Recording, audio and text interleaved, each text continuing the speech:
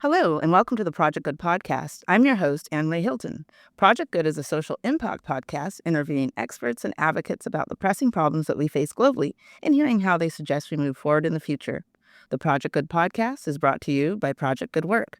The goal of this podcast is to inspire people and organizations to develop a mindset that can move others to positive action regarding the complex social issues facing people and the planet. At the Project Good podcast, for our 2025 theme of the year, We Got Issues. For January, we have a special episode focused on mindful photography. In a world full of continuous distractions, being able to give your full attention to one thing at a time is powerful. According to stats from Workplace Trends and The Guardian, on average, employees lose 2.1 hours per day to distractions. This can add up to 720 hours of lost productivity per year. 98% of employees are interrupted at least 3 to 4 times a day. The average employee experiences 56 interruptions per day. Companies lose out on substantial profits due to distractions. Businesses in the United States lose upwards of $650 billion annually due to distracted employees. Distractions can lead to employees committing twice as many errors as usual. It takes 23 minutes and 15 seconds to fully recover focus after a distraction. Nearly 6 in 10 people can't focus for 30 minutes without getting sidetracked. 92% of employees see loss of focus as their major organizational problem. Not surprisingly, the number of one distraction in today's world is your cell phone. Most people cannot go 30 minutes without touching it. This has led to the increased anxiety people feel, feelings of overwhelm, depression, the fear of missing out, social isolation, and the list of negative emotions goes on and on. Since it's unlikely that billions of people will throw away their cell phones anytime soon, what if you could learn how to use it for the betterment as a human being and others? Today, I have the pleasure of interviewing Jo Van Wyk, an author, coach, photographer, visual storyteller, graphic artist, and long-life creative soul. Today, through his books, videos, one-on-one coaching sessions, classes, and speaking engagements, he inspires others to tap into the powerful world of mindful photography, using their cell phone so they can harness their innate creativity and finally experience inner peace. Being present is a gift that many people forget about that leads to a better mental and emotional health. Reaching the world with his practical and easy-to-follow book called The Mindful Photography Field Guide, he has helped change lives and perspectives around the world. Let's get into the interview.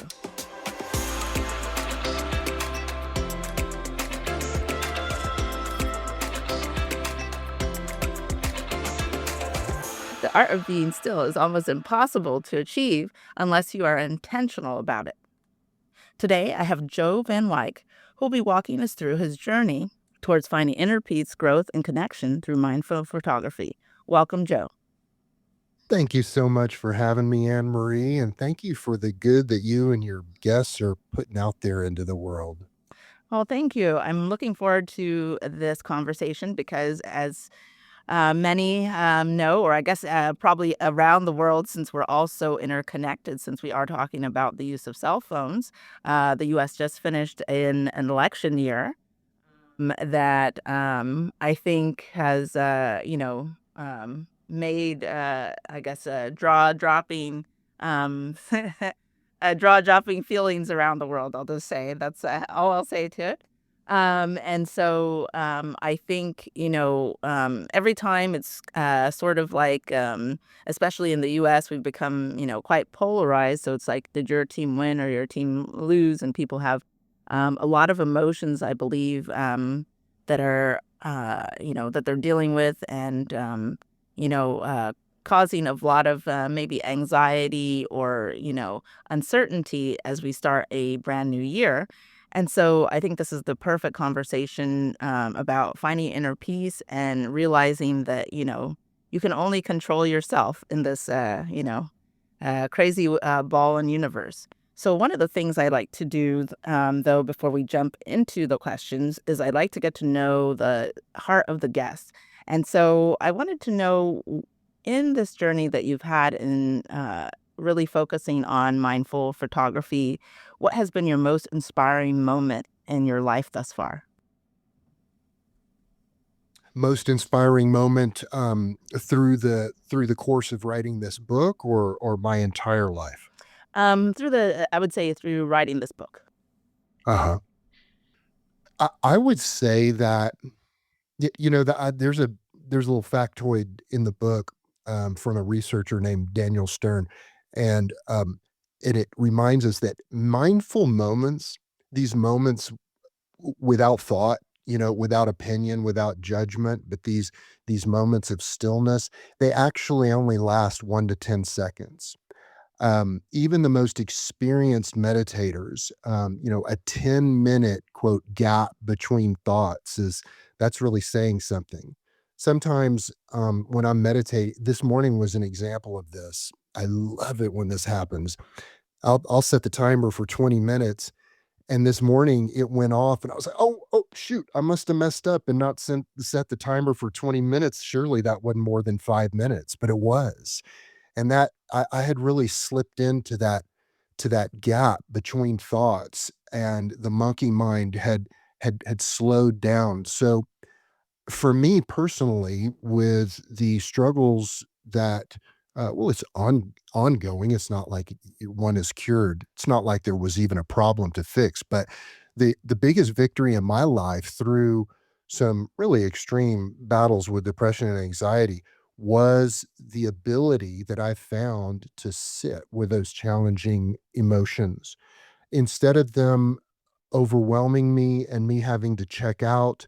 um, I learned that no matter how much those feelings, those body sensations rage, I can sit with that and I can let them pass, sit with it until they pass. So I think that was the biggest breakthrough. There was a real sense of confidence that came with that. It felt like I was no longer a victim of the powerful emotions, but rather they were something that, not that I could control per se, but, I could tolerate in those times of distress.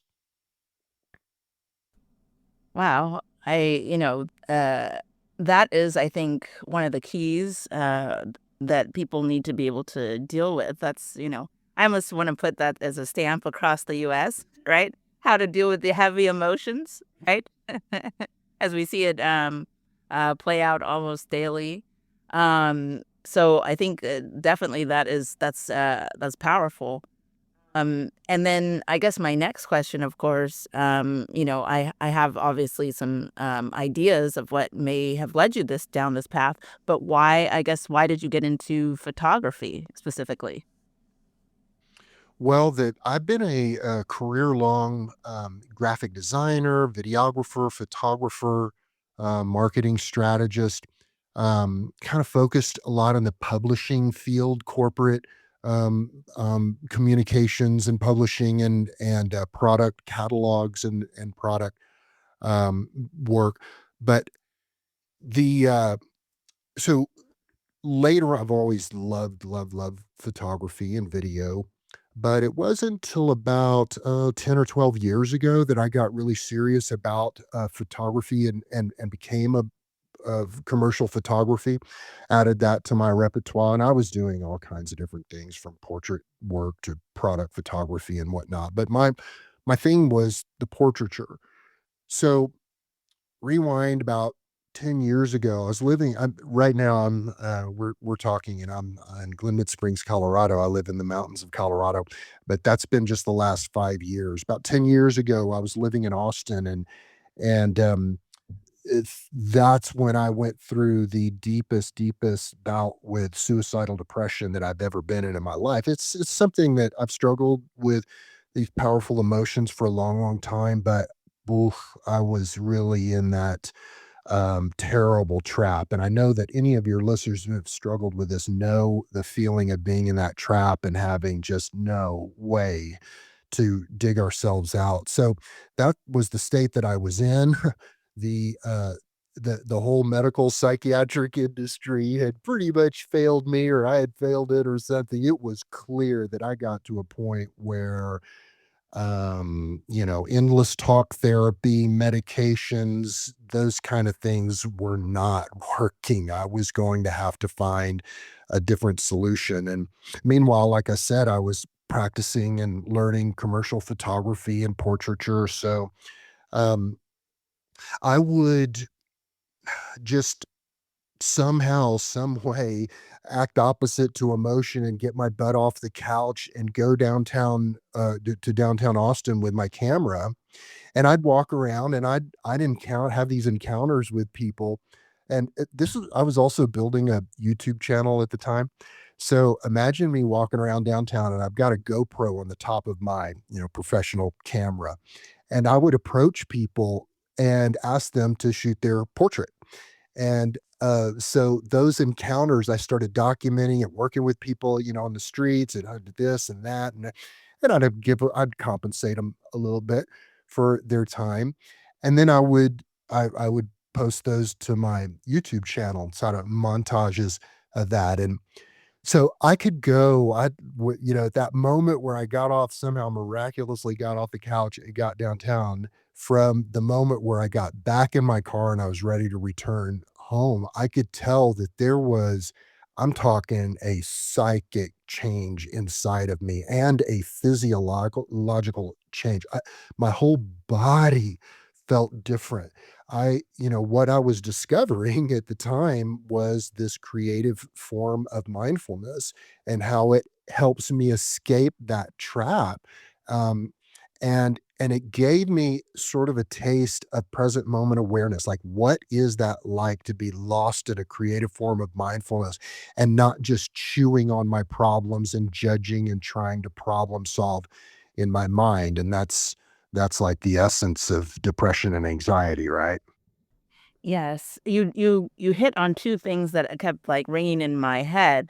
I started thinking, 'cause, before this interview and things, and I was, preparing, and I was looking at your portfolio of street photography, and one of the things, and I was looking at the different people, 'cause I appreciate, art, photography, and all of those types of things, and so, I was looking at each of the people that you had. Obviously, you don't know who you're going to run into when you're just, out to look for photos, but capturing, whatever call it, I guess, for lack of better terms, quote unquote, stage that that person was in their life, right? Whether that was that they were, either like, young and you could see some innocence, or you could see, this person maybe at that time, they had been very vibrant when they were youthful, but, life had wore them down. You could just see, or, you could just see all the different kind of experiences that people had, and what you were talking about of how this then helped you as well is that I think what you're saying is that it transformed you because you were noticing the moment, and I think that's what you were capturing in your photos. Because 'cause I'm sure as a photographer, when you go back and you look at, these people, and I don't know if you sit and then have conversations and find out, their deeper story, but I'm sure then, um, you'd find that, you could see the story through their eyes. And so then the other thing I was noticing when you were telling me about kind of how this transformed you is that then I believe that maybe brought you to your, I guess we'll say, a greater calling. No doubt, no doubt.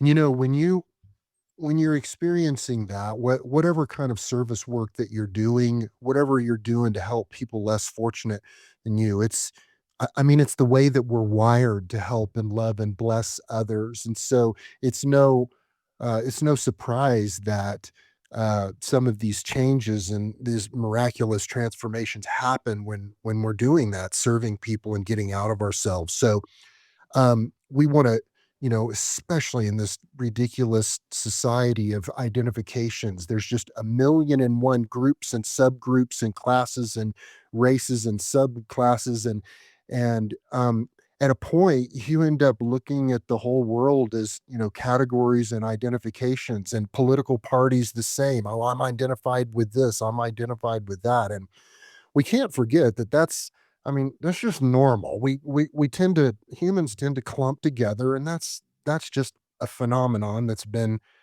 the case forever. But it's just as long as we realize that, if I'm beating the drum of my ideology, and I'm, rah-rahing for my team, I have to remember that that is still an identification. That's not mindfulness.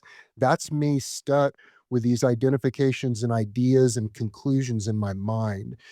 And Lord knows we've had plenty of material to work with, and I mean, it is shocking the world around us. So what is the quote solution? And I fully believe that creative mindfulness is going to be something very important for all of us going forward, for not only because of the division in our society, but I mean, my goodness, whatever is going to become of us, and the AI revolution, and when AI gets combined with mass robotics, and it affects our employment, and so many of us, and it's men and women, of course, but so many of them have our whole identity wrapped up in our vocation, in our work. But there's another reality to that, and that is this here and now. And that's a powerful thing to discover. I'd like to talk to you more about that, about knowing even what I'm talking about as being in the now, because it's actually it's a body sensation, and when that light goes off, it's kind of cool, and you tend to want more of it. Yes, no, you've hit on some major points. One of the things, obviously everybody's been hearing about AI, and I'm sure about every single person on the planet has an opinion. But one of the things you just said is that, I wasn't thinking, especially here in the US, is that it's about identity, that we use our jobs and our profession so much as our identity. Like, I knew it, but then the fact that you just said it, I'd never thought about it, that that AI then was, would be stealing our identities, because that's what we've attached ourselves to, because we haven't really taken the time, because we, I don't know, work 40 plus hours or more a week, right? And so we don't really know ourselves beyond the making of money, things, productivity, but we've never really taken the time to be. And so you hit like something that I haven't really thought of, right? Everybody, of course, was scared that AI is going to take their jobs, right? But I was thinking of it from an economic standpoint. I never thought about it from an identity standpoint, which, wow, you just hit something that is very, actually, that just gave me chills after I just said that about the loss of identity, because people really don't know themselves beyond a profession these days. Well, beyond a profession, beyond a race, beyond a sexual identity, beyond a religious or political identity, it just goes on and on and on. We we think we are our identities. We think we are our thoughts, and we are not. Um, there's a verse that says, "Be still and know that I am God." And there's a practice where you say, so that's the verse, "Be still and know that I am God." And then you go back and say, "Be still and know that I am." Be still and know. Be still, and then just be. And I would say that my my identity, and I'm a Christian, and my identity in Christ, and that I am a son of God, um, that that is the one and only identity I need. I need to for me to know that I am completely loved, completely accepted son of God. You're a daughter of God.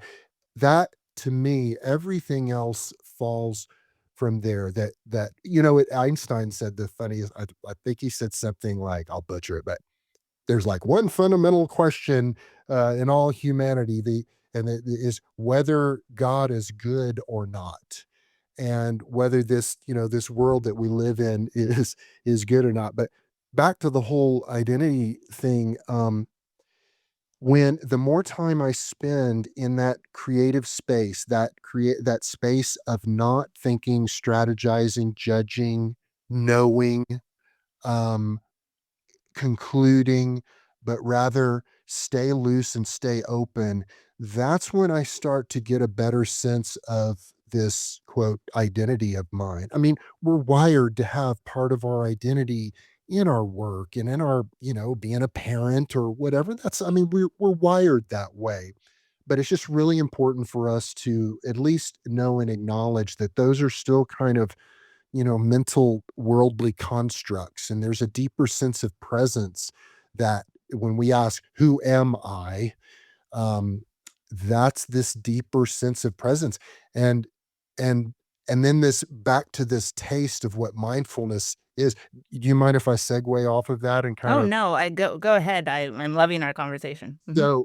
so I would ask that you and any of your listeners kind of you can do this along with me, but one of the first things that I suggest people do in the mindful photography field guide, um, is when we catch ourselves and we're having a negative thought spiral, and to catch ourselves is really super important. Like when my mind has been hijacked by fear, um, by anticipation, by whatever we're dysregulated about, to catch ourselves and to go, whoop, this is okay. I'm lost in thought here. I am completely lost in thought. That is not reality. Like for me, a lot of times my vision will just kind of go blurry, and I'll just sort of slow down, and I'll just my mind I'm completely cut off from my visual my senses, my five senses. So that what I do, it's become a whole part of my life. When people may see me in the grocery store aisle doing this or something, but I'll stop. And so you can do it right now. You take your right hand, like you do the Pledge of Allegiance, put your right hand on your heart, I'll do it and with we're you. just going to take 3 belly breaths. But while we're taking those belly breaths, we've got the hand on our heart and even patting it a little bit like a mama patting a baby's back. There's a self-nurturing and a self-soothing that comes there. And those intentional breaths, what we're doing, not only we're sucking that oxygen down in our lungs and starting to bring that back in, but that blood is starting to flow into our heart and our head and our mind. And we're doing this self soothing at the same time. So that hand on the heart, 3 belly breaths, it can take all of, 5 seconds to do. Boom. That's the first step. That's when we intervene and we say, okay, I'm ready to do a mindful photography practice. And at that point, the key thing is that, and it's the difference between doing a mindful photography practice and going out there and just blasting photos. And that is we turn that smartphone, that world's greatest distraction device, we turn that thing on airplane mode. And that's the step that separates the men from the boys right there. Am I serious about wanting to intervene on these lies, these negative thoughts that are churning through my head? Or am I just going to play victim and let them run roughshod over me? So the very simple act of just turning our smartphone into a simple camera by turning it on airplane mode, you'll be amazed at what happens when you do that. And there's going to be resistance to it. Like you mentioned earlier, that people in their anxiety about like for instance leaving their phone at home and going for a walk, being Yes. separated being separated from their smartphone for a matter of minutes. And of course, the younger you get, I just recently, I wish I could knew where it was, but there were some statistics about young people, say school age kids, and the anxiety that they feel about being away from their phones. Oh my gosh. It's like what happened to us? This book that I'm holding in my hand, I published it this past April. Okay. Um, and I'm a like I said, a career long graphic designer. And so I designed the book, I wrote it, designed it, did all the production, and published it via Amazon KDP on Amazon. And and and the field guide, I was so blessed to write it when I did, because now I hardly, I mean, whether it's one of my jobs or my social posts or bananas, I can hardly even think without a chat GPT window open to my side. Like, it is so much of my daily routine using chat GPT um, and AI to kind of, make sense of things, throw in a bunch of input and having it, make sense of it all. And that's all great. And that's heading in a direction, and that's a whole nother conversation. But the fact that I wrote the book when I did, it is absolutely, I'm certifying right now, it is absolutely AI free. Like, every one of these thoughts came from me, and I wrote it the old fashioned way. I actually had a writing coach. It was such a blessing. There was that, but it was not, AI was not used in the creation of the book. So I'm fortunate about that. And, yeah, it's just a thought. I'm not positive where I Yeah, was it would have going been with kind that. of an oxymoron, I think, if you had AI, but then trying to do a mindful book. Right, yeah, but you know what? We have to straddle that, strangeness. Like, I can't expect that, and you can buy this book, $19.90 on Amazon. Just search for The Mindful Photography Field Guide, written by Joe Van White. And by the way, you can go to mindfulphotography.org too. So buy that book. You're going to love it. Having a paper copy of the book is going to be so important. It's great. Okay. Wonderful. Now, that said, though, I have to make I want to make accommodations for people to receive these messages and find these moments of inner peace through mindful smartphone photography in the way that best suits them. So it may be that the only thing that somebody ever hears of mindful photography is through this podcast, or it may be that through my videos on YouTube or some short that I put out on YouTube. And again, you can search for me. I'm at Joe Van Wyk everywhere. So on YouTube, you can go to youtube.com/ JoeVanWyk. So it may be video is their thing. It may be, I haven't created this into an audio book yet, but I'd sure like to, and I'd love to make that available. But I tell you, 2025, it sounds like it's really going to be the year of AI agents. Uh, Yes. and Mhm. the agents, I'm so excited about this. Like, I remember 6 months ago talk to one of my jobs, my supervisor, about social media management and whatnot. And so we're all, by that time, we were all using Chat GPT for marketing copy and doing all kinds of things. I'm like, but the key is when you're able to say, hey, AI, I'm looking to do this, this, and this. Figure it out for me and then just go for it. Here are all my credentials. You can get into all of my social media accounts. You could do, right. And here I am thinking, if that could ever happen, my God, you could end up, getting hit by a bus, and 10 years later, from the grave, you're still making social media posts through, Lord only This knows, is you true. know, right? Right. So nothing that we see on social media, there's going to come a point where none of it's like authentic. It's all just churned through these automations, and that's what I think the agents are, these massive automations that are going to allow us to do just that. And I'm sorry, but this is not the way that our minds were meant to work. We have no choice, but we've got to just continue to go on with technology. I mean, you some people ask me, well, why did you choose smartphone? Okay, I get it. You turn your smartphone into a simple camera by turning it on airplane mode. But wouldn't it be better if they were out doing film photography or even with a regular digital camera that's not, connected to the internet? And well, maybe that's something. But first of all, I mean, my big boy camera, from me taking photographs to processing them to sharing them with somebody I love, that's only about a 50-step process. It's not like that's really that much of a mindful process to begin with. Um, but our smartphones are what we always have right there in our pockets. And so much of the reason why this has helped me is in learning these interventionary techniques. So the book has 15 separate practices in them, but and they can be like, okay, tomorrow I'm going to go out and do a chase things that sparkle practice out of the mindful photography field guide, and I'm going to go out and do that.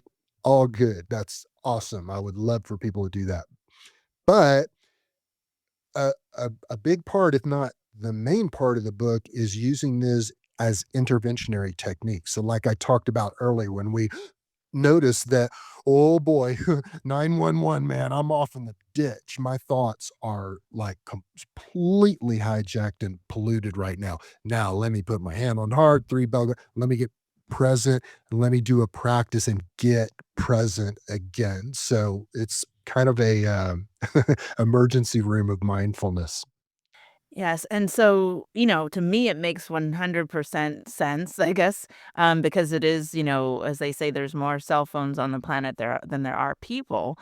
So, and people, even in, I don't know, you find somebody in Iceland or Greenland, they've got a phone, I guess. And I throw out Iceland as a big city. There's big cities there, but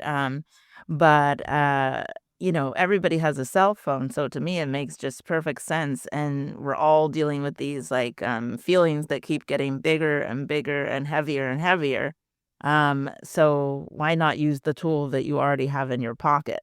And, the I never thought about this as, something that you could do, but when I was, thinking another thing, I'm kinda jumping around in tangents, because I think in pictures, and I was remembering, times that I've been at, like, photography or photographic museums and different things like that, and the thing about, obviously taking a photo, you have to focus on whatever the object is that you're going to take the picture, but then, after it's done, there's something about photography, and to me, specifically, always, like, if a photo is, done in black and white or turned in black and white, it always seemed, even if it happened in, 18 blah, blah, blah, it always looked like it happened yesterday.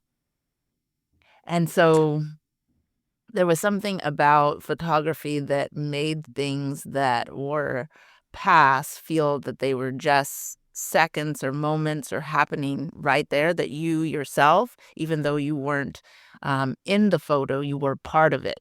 And it brought you into that space at that moment.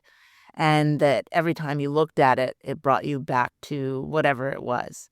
And I think, perhaps, I don't know, I could be a little bit, different than other people and, maybe, you know, um willing to dive, I guess, a little bit deeper when I'm looking at something, but I think it, was a form of, like, a little bit of escapism, right? Because 'Cause you'd be like, "Oh, those were a bunch of, gold miners that were, mining gold, and here they get a photo of them, taking gold out of the water," or whatever, and so when you look deep into the photo, you could, see all the grit of the sand, and you could see the wrinkles on their face, and you could really almost feel like you could touch them and touch that moment. At least that's for me. Like I said, I might go a little bit deeper because I tend to lean on the artist side. But that's what I feel like the power of a photo is, and obviously we know, right? Because we have Instagram and, you can hardly even talk to people to tell them to read a book, right? They just want everything in pictures these days, like, "Is there a picture of it?" Right? Uh, and, you know, and, um, and even, like, if you order, like, some of this quick furniture, everything's in a photo because 'cause they're like, "They're not gonna read, so just, give them a couple photos, they'll get it," right? So everybody loves photos and, it's become, I would say, it's becoming or has become the language of the planet in a way, right? Absolutely. Some of what you were talking about reminded me of this idea that, they're kind of like what you're describing is like those through those photos.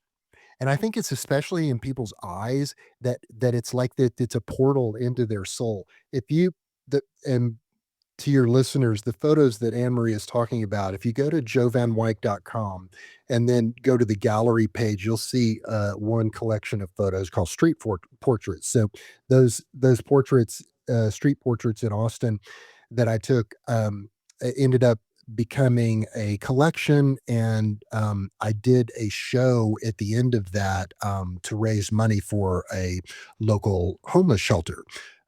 So that when you look at those photos, especially because I really love to shoot wide open, and so these photos, they're with the eyes, tack sharp, and then everything else kind of blurred out.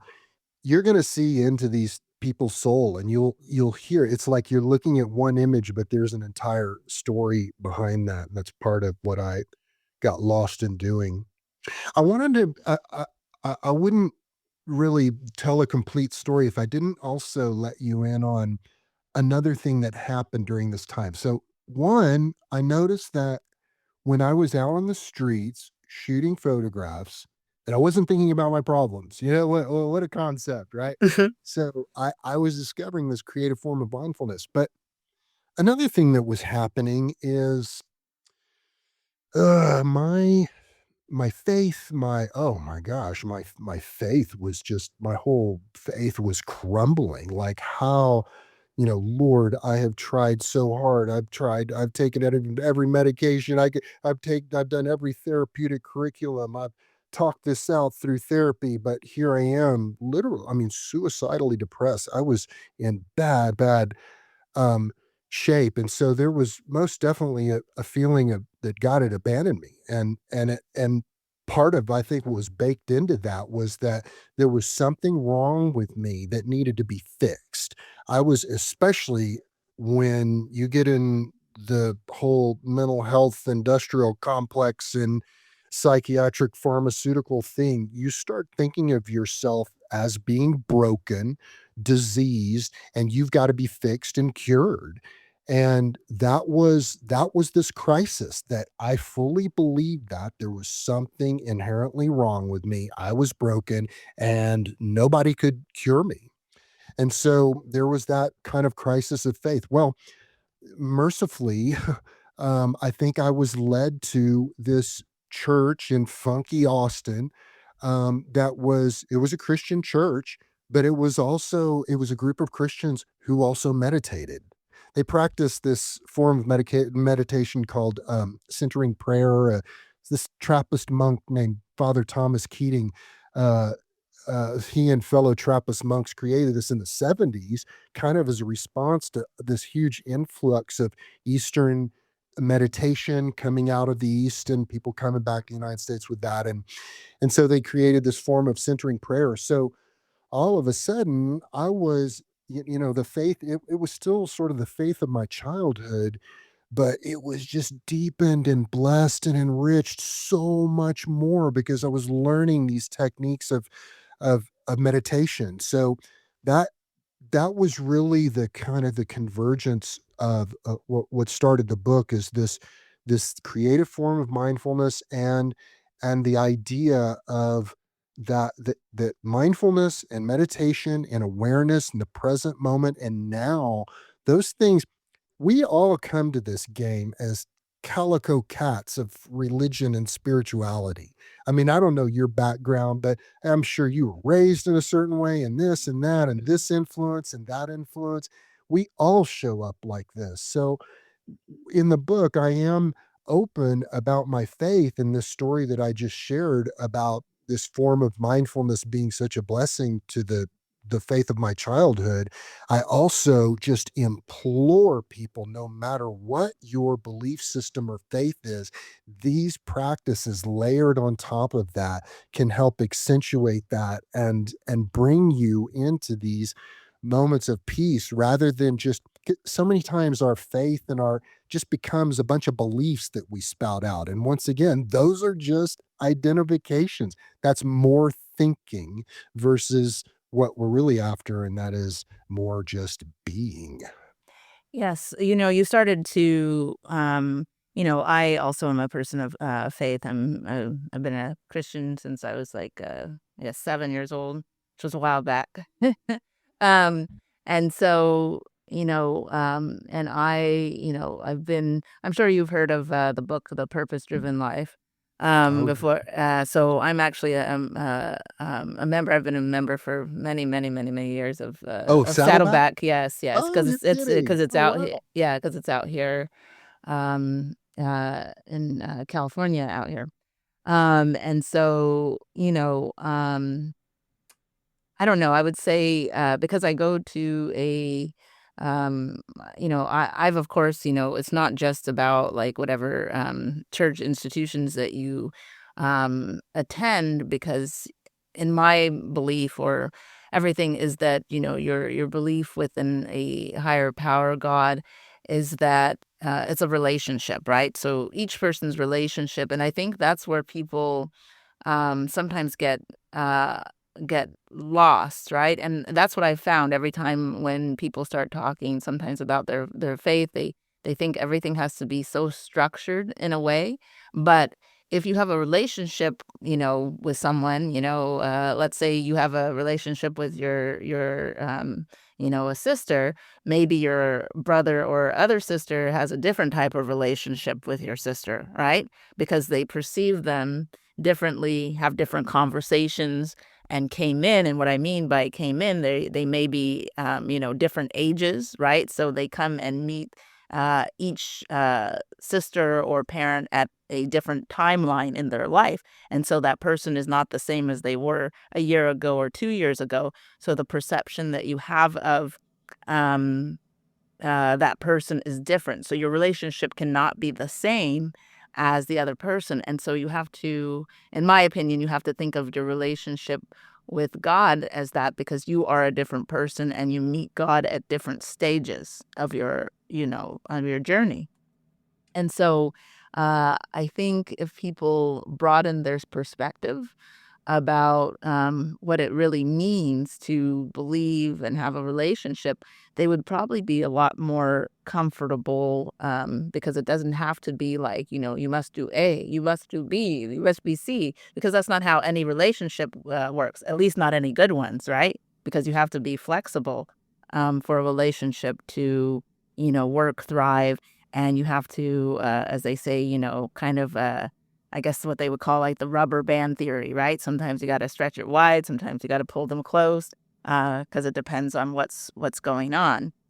And so one of the reasons that I'm talking about that is because it brings me back to the whole, I guess, great thing about mindfulness is bringing you into the present. And that's something actually that I have struggled with, because I have to sometimes I'm like, oh, forget about it, because I'm always thinking about the future, right? And so I'm like, wait, wait, wait, wait, wait. I don't know. Maybe I'll be doing that and maybe I won't. And so that's actually something that I always have on my list of I have to work about being in the present. And just like when we talk about faith, right? And when God introduced himself in from the monotheistic religions, and he says, I am, right? So he's I am, right? Not I was, and not this. I am. It's here. I'm right now, right? And that is powerful, that, if I am, that means he's always with you, right? Because you're moving through this, thing that we call time. And so that means then, Essentially, he never leaves.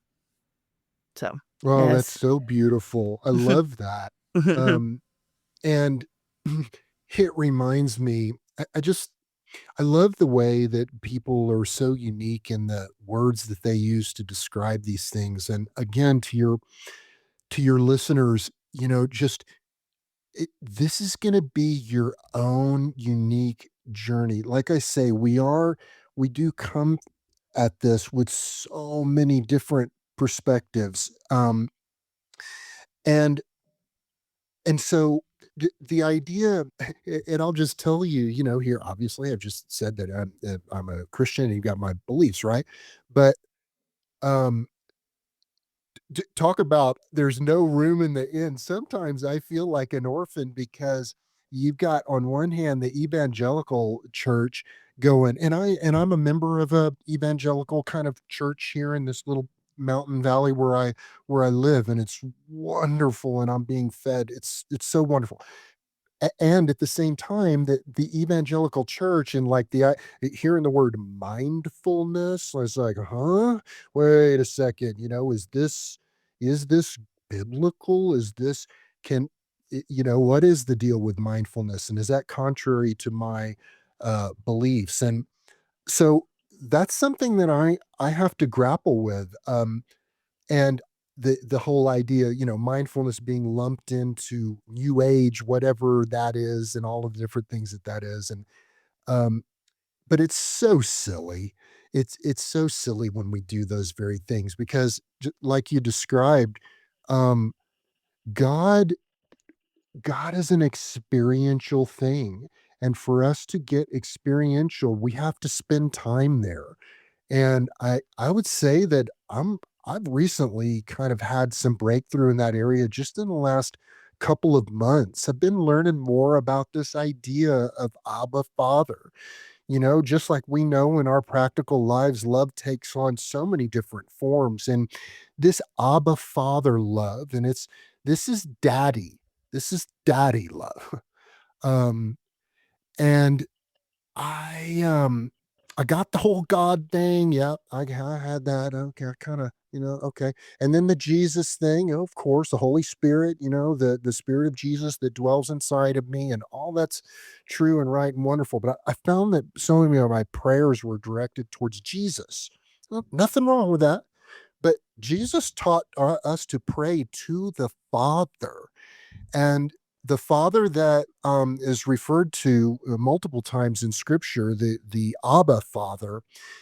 This is where I'm having some breakthrough in my life. Like I picture me going and plopping down in a big comfy leather chair and there's another chair and there's a fireplace.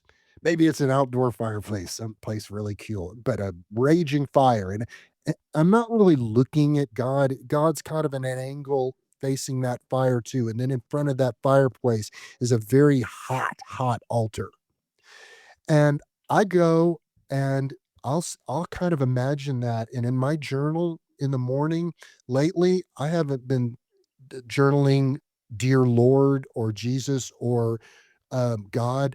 I've been saying, good morning, Dad. Can I come hang out with you? And I'll pop down in that chair and take those things that are such a concern to me, that I'm burdened with, stressed with, that are causing depression and anxiety. And I'll drop those things on that mantle and watch them just incinerate. And I am being there with someone who wants to be with me, who cares about me. And I am a son of God. Like I've always said, well, I'm a child of God. And yeah, yeah, but I'm a son of God. God loves me as much as he loved Jesus walking on the earth. And so now I want to kind of wind down from sounding like a sermon because I don't want to sound like a sermon, but I would just say that if you want a relationship with that higher power of yours, it's there. The God is seeking relationship with us constantly. He want just like anybody. I remember this relationship that I had. Oh, go too deep into, but I remember, I'd long so much to watch a movie with her, But my god, she couldn't show up to watch a movie with me without a computer in her, on her lap or a phone in her hand. And, like, that didn't feel like somebody who really wanted to be with me. And when I show up and stick that timer on 20 minutes and set it down and say, "Okay, Lord, I'm hanging out with you now. I'm showing my higher power. I wanna be with you." Yeah. Mhm. Yeah, and I think and that's an excellent way, I think, to describe what mindfulness is without having I'll just say the woo woo that scare people, that scares people, right? Especially the ones that are like, I don't know, because I have different friends because I like to stretch myself and not just as I was saying, everything isn't just about, following the rules. You have to, you know, um, stretch your mind, I think, if you want to get to the next level. And so really understanding mindfulness in the way that you've described is, I think, fantastic. And it hopefully will bring people who, I guess, had a fear that it was so new agey, like, that we're talking about, jumped from planet to planet or something. That's how the people feel when they think new agey, like, I was just on Jupiter last night. Yes.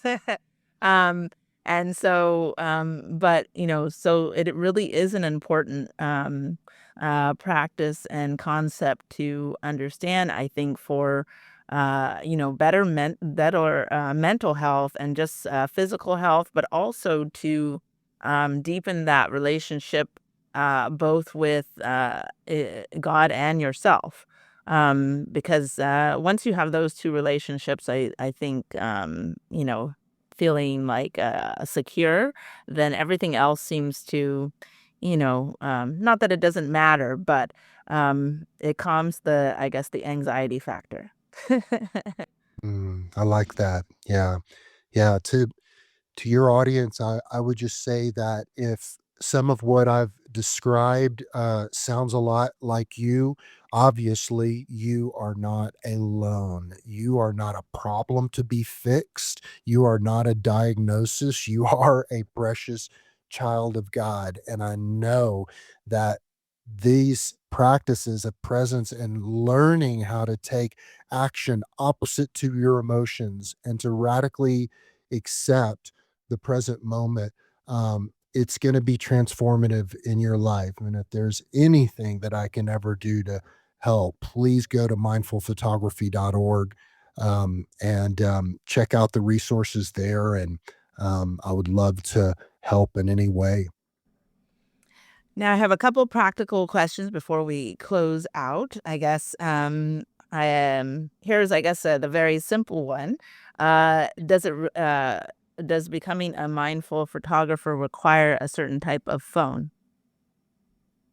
Absolutely not. They're very beginner friendly, and these practices they're really assignments, not to just take pretty pictures necessarily, but that's going to be a byproduct because there's a ton of mindful, just smartphone photography tips all baked into it.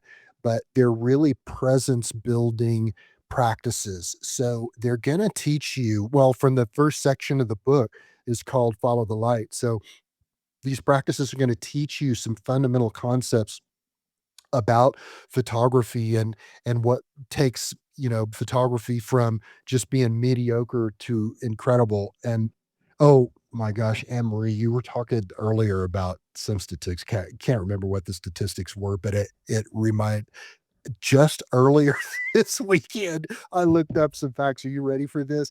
Evidently, uh, this is so hard for me to believe, but evidently there are 2 trillion photos taken annually. 2 trillion, 5 billion photos a day. 5 billion photos a day are taken. There are 100 million selfies a day taken. 95 now 95% of all photos are taken on smartphones. The average user has 3,000 photos in their camera roll, and I'm thinking, who are these lightweights? Like I've got 15,000, you know. Um, but so thinking of some of those old, I'm picturing these tintype photos and stuff that you're thinking about, these old ancient photos, it reminds me of this one of my favorite comedians talks about old great grandpa, getting there in front, hurry up, take the photo. I gotta get back out and feed the hogs. He gets like one photo taken of himself his entire life. And then, you know, 20 years from now, it's hey, you want to see my grandfather? I have like 3,000 photos of him. Come check it out. So so photos have become it's almost like they become neurotic.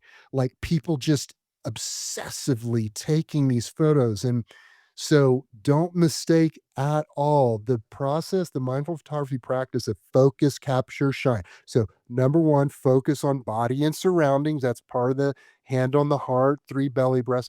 And then the capture part, no, not capture an award-winning photo, but capture our surroundings. We're going to capture our present moment. And then the third step is to shine our light and bless others with our photos. So this is not a social media thing.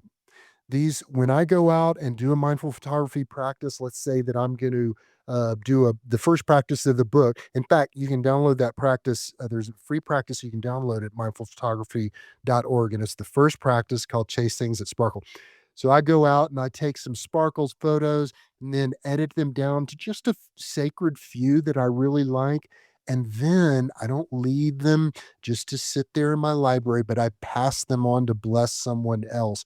But instead of putting that on social media, I do a one on one. So, say my son Caleb always puts a smile on my face. Um, let's say that I think of him. There's something about, Caleb could probably use a blessing today. So I'll take those three sparkles photos that I took and send Caleb a love note. Son, your dad is so incredibly proud of you. Look at the sparkles in this photo. You know what? Every time I look at you, this is what I see, just a bunch of sparkles of love. Boom, send. And that process of shining our light and blessing others, there's not a recovery group or a self improvement, anything that's worth its salt if you don't include that aspect of service or blessing others with our photos. And so that's really key is the third step in the shining your light and blessing others, and talk about a physiological mindful effect. Wow, really shows us how love drops us down into our body, out of that monkey mind and down into our body.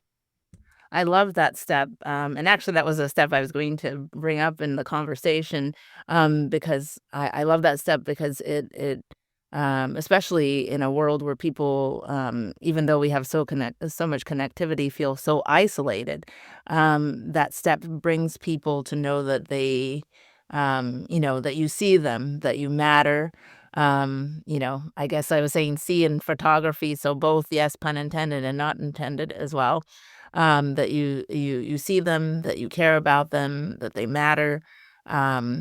Especially, now that I know the statistics of how many photos, but to have it personalized to you, um, you know, it takes it to the next level and makes it special and adds meaning to it. Here's something that I've always been fascinated by, because I do like photography, but mostly if I'm doing photos, it's like landscapes, so it's not necessarily people. So when it comes to finding, I guess, that spark in a photo, like how do you find it? And what I mean by that is like, as I was describing your street photography, being able to, because I'm making the assumption that you never met these people that you're taking photos on the street. Exactly.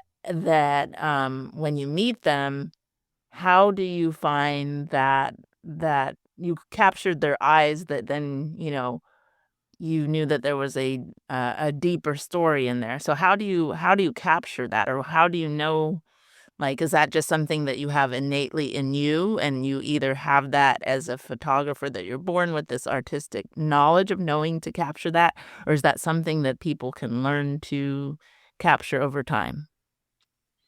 Well, I mean, I think that getting present, people learning to, yeah, take a few deep breaths, get present in their surroundings rather than just neurotically, hey, let me take, oh, here are the kids at the pool. Let me tell them to smile. Eat. Now, everybody looks like a bunch of little monkeys baring their teeth, when you take them to smile. So, what's the solution to that? Well, um, let's say we're doing that, and the kids are expecting there's mom waiting to take the photo of the kids, and they're ready to bare their teeth and do a fake pretend smile. Instead of doing that, what I do as a portrait photographer is instead of telling somebody to, well, and say smile or half smile, medium smile, I used to do that. But then I found that when you instead tell people to move their body, so it depends on who I'm dealing with. If it's some CEO, I might pull back a little bit on it, but then again, I might not. So um I get them to move their body. So I'll be here. I am the zany photographer, ready to capture their image, and I'll say, "Okay, no, no, no, don't smile. I don't want to see that smile. No, no, no, no, no. Instead, okay, watch me. I just don't forget your face or what you look like. Just pay attention to me. You ready? Okay, now shake your butt. Shake your butt. Come on, jiggle it. Shake your butt. Now shake your shoulders. Shake them up. Shake them up. And meanwhile, I'm ready. I've got that camera whoosh, whipped up, and boom, there I go. So when people do that, take deep breaths and you get them down into their body and moving their body. Roll your shoulders. Good. Shake your face. Okay, that's good. Pat your cheeks. Good, good, good. Now roll it. Okay, right into the lens. Right in. Oh, beautiful. Love that. Perfect. Oh, that looked really authentic. That's when you get that natural look on their face. And in doing so, you're also getting them to take air into their bodies, and you're getting warming up their whole look in their cheeks, and that's when you see that sparkle in their eyes. So that's an example of a hard photography technique that will completely transform, like, every people photo you ever take, will go from looking really unnatural to something that's got people loosened up and natural. So I try to teach, I really try to strike a balance in the book with presence and then really hard, tangible smartphone photography tips. So I guarantee you those 11, what did I tell you? 2 billion 2 trillion. Oh my gosh, it's 2 trillion with a T photographs that are taken every year. I don't even know what percentage of those are worth saving, but I guarantee about 99.9% of them are lame in their own way, and they're all vertical photos just because the shutter button's at the bottom of the screen. No, we don't wanna do that. We wanna, if whether we're going vertical or horizontal, we wanna be intentional. There needs to be a reason. Can I best tell this story with a horizontal or a vertical photo? And so I love how, for me at least, building my confidence in the techniques, and sort of the skill of it all has also helped me with the mindfulness, because then it becomes just sort of muscle memory, some of those tricky things, and allows me to focus on the subject. I love that. I was thinking be present and then bring people alive, essentially. And that's the trick. Is like, yeah, Mhm. presence and bringing people alive, and that's where you find the spark because, people, usually unless they're some yoga instructor or some kind of workout, they're not usually, jumping and moving their bodies that much.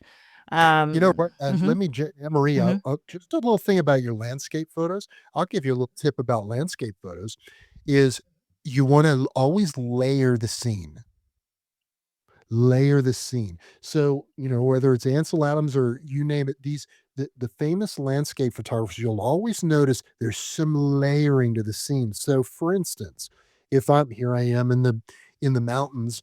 I may be.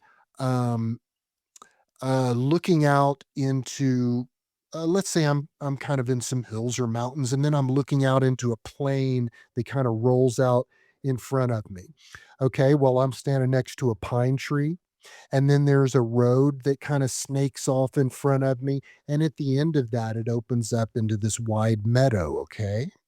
All right. So one thing I can do is just kind of zoom in and take a photo of that meadow off of there. Right. Doesn't show me it. Okay. Well, that sounds majorly boring. Oh, or I can, oh, you know what? That road kind of snaking into that meadow over there. That's kind of cool. Okay. Yeah. I'll catch that too. All right, good. Now I've got another layer in the scene, and that road is actually leading me to that meadow. But then I back up a little more and kind of get the edge of that pine tree in the shot too. So now all of a sudden I've got three layers. I've got this foreground showing me context. Here's a pine tree. I'm in the mountains. Now I've got this snowy road snaking out the mid ground. And then the background of the scene is my meadow. So that's something that you can take out there today and practice is to layer your scenes like that. I like that. I was thinking of it as like a great outfit. Like how to get dressed, a great outfit. Like, if you have like style and taste, the thing that makes any outfit to take it to the next level is having the layers. So yes. That's true. Don't uh, forget that scarf. Yep. okay, yes, thank you. Okay, and now I guess my last 2 questions, are, number 1, who's the best type of person to jump into mindful photography? Well, again, I really wrote this in a way that for beginners and seasoned photographers alike. So beginners, I think that if you just enjoy taking photos and you're one of the nuts like me who have thousands upon thousands of photos, obviously you really like photography. So it's both for beginners who want to take their photography to the next level, but then pros too. I've fallen into this trap of photography being more like a job and um well, smartphone photography has given me a whole new childlike kind of approach to it. Again, my big boy camera, I shoot a Sony A7 IV with fancy fast glass and stuff. And they're still such a pain to use. Beautiful stuff. I create great work on that, but there's just so many steps, so many settings, and to be able to just pull that phone out of my pocket and slow down and to take a photo, and I know the exposure is going to be perfect. I mean, the technology has come so far. The quality is just over the top. I think that people all along that spectrum are going to benefit from this. But I guess the very bullseye for this, Anne Marie, is people like me who um, really struggle with regulating their emotions, and sometimes that feels like the emotions are in the driver's seat. Um, and maybe people who have been through the kind of mental health routine.